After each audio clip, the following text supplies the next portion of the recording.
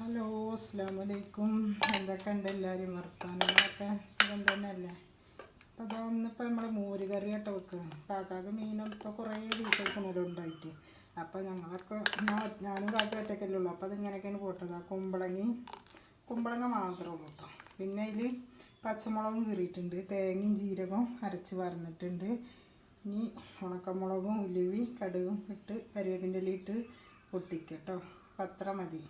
കുമ്പളങ്ങ വെന്തതിന് ശേഷം മോരും പിന്നെ എന്താ പറയുക തേങ്ങയൊക്കെ അരച്ച് പറഞ്ഞു ഇനി ഒന്നൊരു തള വന്നാണ്ട് ഇറക്കിയൊക്കെ വേണ്ടുള്ളൂ.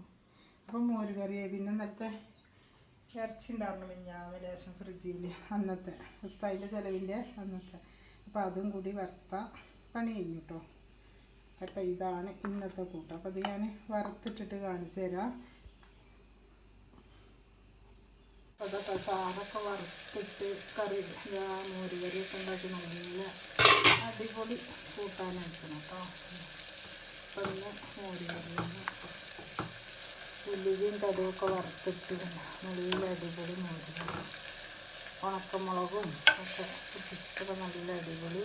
അപ്പം നമ്മുടെ ഇതിലാട്ടോ അപ്പം ഞാൻ വെച്ചത് മതി. 2 പ്ലേറ്റിലേക്കുള്ള കൂട്ടാനുണ്ട്, 2 നാളെക്കും ഉണ്ടാവും. അപ്പോൾ ഇത് മതിയല്ലോ കൂട്ടാൻ. അപ്പം ഇനി ഞാൻ ഇറച്ചി ലേസം ഉണ്ടാക്കിയാൽ അതും വറുത്തിട്ട് വറുത്തിട്ടതാണ് പോവാണ്. അതാ അച്ചാറുണ്ട്, മോര് കറി,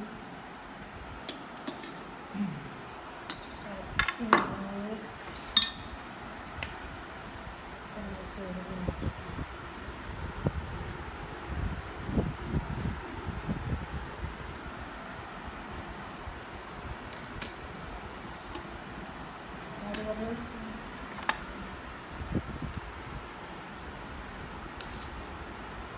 ചെറുണ്ടോ